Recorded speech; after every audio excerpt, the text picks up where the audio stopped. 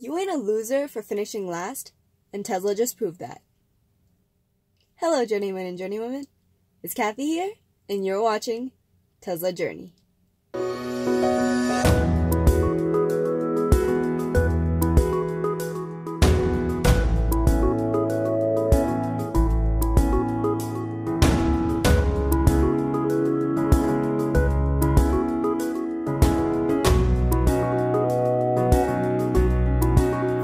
Video, we are going to be talking about two things that have been popping up in my social media feeds for the longest time, and these are the things that make me love the company as much as I do. The first thing that has been popping up in my feed is an article / a survey type of situation where Tesla ranked last place. For those of you who don't know what I'm talking about and haven't been keeping up with Tesla news, Tesla just recently was ranked last for the 4th consecutive year, and this is the thing that the company was aiming for, and it's one of the aspects of the company that makes me and my family, we have agreed as a family that we absolutely love Tesla for this reason. Because when you walk into a Tesla showroom, you're not being bombarded from the very first day that I experienced a Tesla when I went to the Dublin showroom for the very first time to test drive the Model S and the Model X with my family. Right off the bat, that was the thing that I noticed. You walk in, somebody says hi, how are you doing today? You know, it's like, do you need help with anything? You usually will say, oh, hey, I'm just looking around. Some people will say, hey, I got some questions. They'll be like, cool. If you have questions, they'll answer it for you. And if you don't, if you say you're just looking around, they'll be like, okay, cool. Here's my card.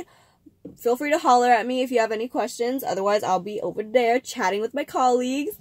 And they're just so chill, and that's the thing that we love about the company. You walk in, you're not being bombarded by sales offers. Be like, hey, this car is on sale, that car is on sale. What type of deal can we make for you so that you can get out of the door as quickly as you can and we can make some money? Like, that ain't the case with Tesla. I don't think I've talked about this in depth in other videos, but I might have gone over it vaguely. Before we discovered Tesla, my dad was actually looking into getting a truck. And we went to a Toyota dealership. And it was a very interesting experience, to say the least. Long story short, they abducted my dad's license and kept it for what felt like 20 years. Like, it was just so bad. Guys, you do not understand. I don't know if anyone else out there has had this type of experience, but if you have, let me know down below. But it was so bad. We went in, we were like, oh, we're looking for a truck, and, you know, we were looking online, we found the truck that we were interested in, we asked them, they had it in stock, and so they're like, okay, if you want to test drive the car, let's just get your license really quick, which is typical at most places. Anyways, you just give them their driver's license, and you kind of do expect it back. Well, that wasn't the case, and, well, I mean, before Tesla, I guess we didn't really expect that, so we just gave them our license. And they took it, they kept it, they never really gave it back to us. We went on the test drive, not really thinking too much into the whole driver's license situation, and the looming destruction of happiness and trust of the company that we were about to face. Yeah, so we did our test drive. It was like, cool, not a bad car. Again, before I discovered Tesla. Right now, me is looking back at my past me, and it's like, what is wrong with you?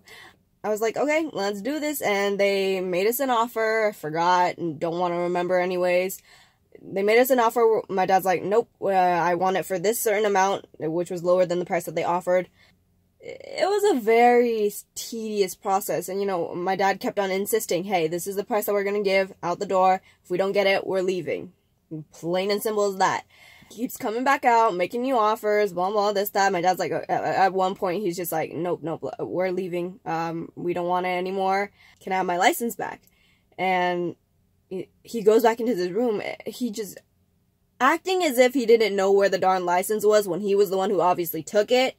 I was frustrated. My dad was frustrated. We were frustrated as a family because we had been there since early morning, hoping we would get back out earlier, either with or without a car, but we didn't, and so we spent so long trying to get our darn license back. It was a struggle, and after that, I just lost faith in car dealerships forever. And then we ran into Tesla, which is like, I was like, showrooms are the future.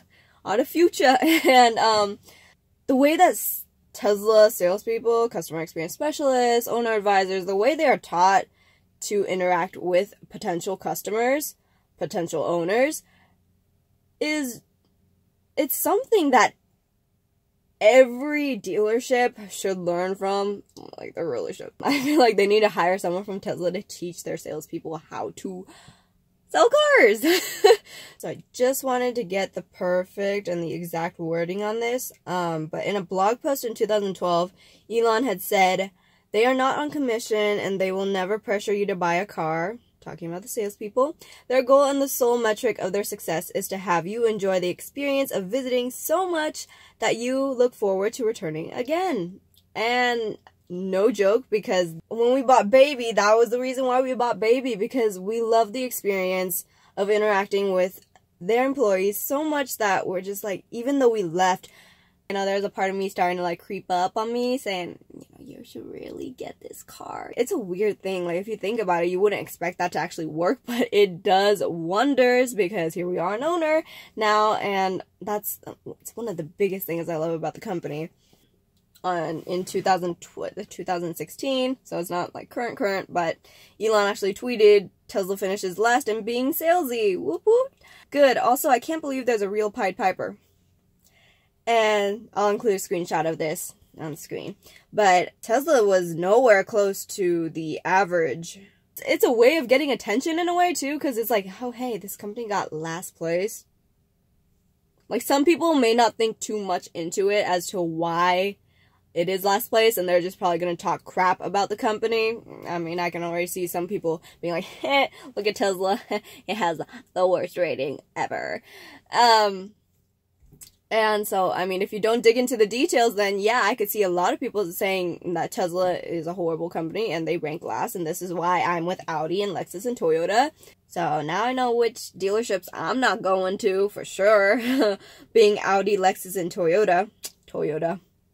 It's proven right here. Nobody got time for someone to keep on nagging you every single 5 minutes saying, hey, do you want to buy a car? What kind of deal can I make for you? Can I, like, lessen the price by $10,000? Will that work for you? Because they're just being too naggy, and they abduct your license and they keep it, like, as if you have to pay some ransom, and the ransom is the price of the car. I just really want to touch base with that, because I've been wanting to talk about the whole Toyota experience, but it just never really came up. And now that this article is out, I'm just like, oh yeah, I just needed to tell you guys this. That's it for the first article. And so the second thing that has been popping up in my feed a lot is the plan to refresh the Model S and the Model X to look more like the Model 3's interior. It's looking like it's going to be a bezel-less, almost bezel-less display, like some of the smartphones on the market today. They say it's going to be happening probably at around third quarter of 2019 and fully refreshed in 2021. It looks like the instrument cluster, it's going to be there, but it's so tiny. So the idea behind this is to orient all its cars to be a more autonomous, it's geared towards autonomous driving. So they just want to get rid of as much as possible. I guess I'm just going to have to see when the refresh actually does happen. But for the time being, I'm glad that Tesla's making changes, or planning to make changes to their cars, for an autonomous future, because, well, they are already equipping their cars with autonomous hardware anyway, so why not make the interiors autonomous geared as well? So with this refresh, Tesla's also talking a lot of changes to the cabin overall in general as well, because right now I've been basically talking about the dash area of the car. And they've been taking a lot of feedback in from their customers, which is really great, because since the beginning of Tesla, you've probably heard a lot of owners complaining about a lot of things that Tesla doesn't have that other luxury car brands do. One of the biggest things that they're considering putting in is wireless charging, which is nowadays technically a necessity now, because most phones now go by wireless charging. And it's really annoying when you have to buy your own accessories from another company to modify your car. And half the time it just doesn't look seamless. And knowing Tesla, if they were to incorporate a wireless charger into their cars, I could totally expect it being seamless. You wouldn't even know it was there until they told you. You'd be like, what?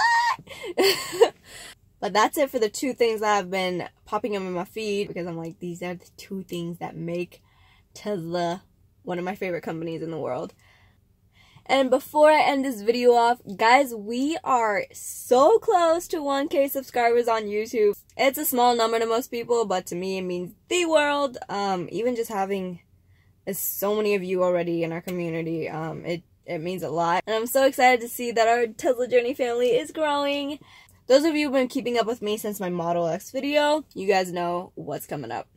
A giveaway! So if this channel surpasses 1,000 subscribers before the next video is going to be all about how you can enter into the giveaway and how it's going to take place. Just want to add that quick little note before we end it off the video. And yeah. So I hope you guys enjoyed that video. If you guys did, please make sure to give it a like and a comment down below of your thoughts on the refresh of the interior of the Model S and the Model X, and also Tesla being ranked least salesy. I want to see what you guys think of that, so leave them all down in the comments below. And if you haven't joined the Tesla Journey family already, make sure you do by subscribing and also hitting that bell button so you're always notified of my next upcoming video. Thanks again for watching. Engage yourself in the future.